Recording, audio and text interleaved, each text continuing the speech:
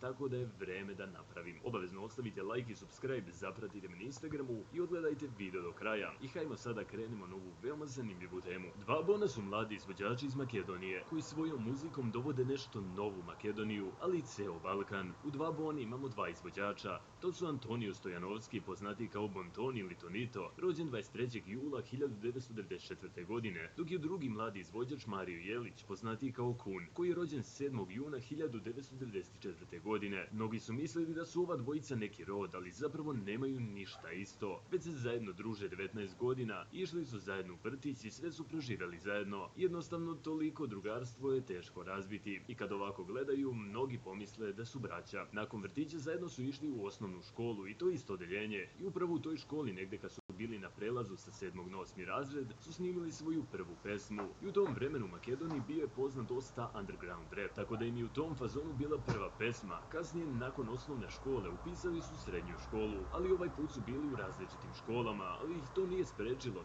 da njih dvojice se i dalje druže i sve ozbiljnije prave muziku. A na kraju srednje, to jest u 4. godini srednje škole, nekako su se ponovo spojili i završili zajedno srednju školu. Zajedno kasnije upisali su isti faks, ali nakon prvog semestra rekli su sebi da to nije za njih i posvetili su svo svoje vreme samo muzici i svakodnevno su samo ulazili u studiju i izlazili kako bi napravili nešto i kako bi ostvarili dečački san. Ali takođe i dan danas rade, ne zaustavljaju se niti planiraju. Prvi ozbiljni ugovor dobili su kada su imali svega 19 godina i to za Inovativa Group. To je bilo 2014. godine. Pokušavali su tu, ali opet nije uspevalo, jer tad u Makedoniju se nije tako lako prihvatao trap i nekako Dva Bona je bio ispred Makedonije, to jest muzike u Makedoniji, pa je trebalo vreme da se ljudi naviknu na tu muziku. Ali za njih zlatno doba je bila 2018. godina, kada su potpisali ugovor sa Urban Recordsom i već 2019. godine su uspeli i napravili ono što su oduvek želeli, a radili su za to 11 godina i upravo 11 godina su radili da bi stekli ovo sad. I sada su, ja mislim, najpoznatiji u Makedoniji, ali i šire. Nakon brzog rasta prave razne saradnje koje su doprinele širenju popularnosti, a saradnje su bile sa Gazda Pajom, THCF-om, Krskom i Brzo trži Ljanmije. I unapred su već snimili dosta hitova koji samo čekaju pravo vreme i spotove. Sada su oni skoro pa najplaćeniji, ako ne i najplaćeniji u Makedoniji. To se tiče izvođača, putuju širom Balkana na razne nastupe i zaista zaslužuju ovu popularnost i više od nje, jer oni su nekako drugačiji i dosta je bitno da se samo širi trap u svim državama Balkana, pa i Makedoniji. Mnogi su hejtali njih jer je za ljudi u Makedoniji bio novi i bukvalno to je bio neki novi žanr, ali nakon što je trap polako stizao na Balkan, postepeno je dolazio u Makedoniju i kada su ljudi shvatili da je to, promenili su mišljenje i počeli da podržavaju. Samim tim i trap u Makedoniji se dosta proširio, ima još dosta mladih izvođača. Ako želite neki video o njima, obavezno mi pišite to dole u komentarima, pišite šta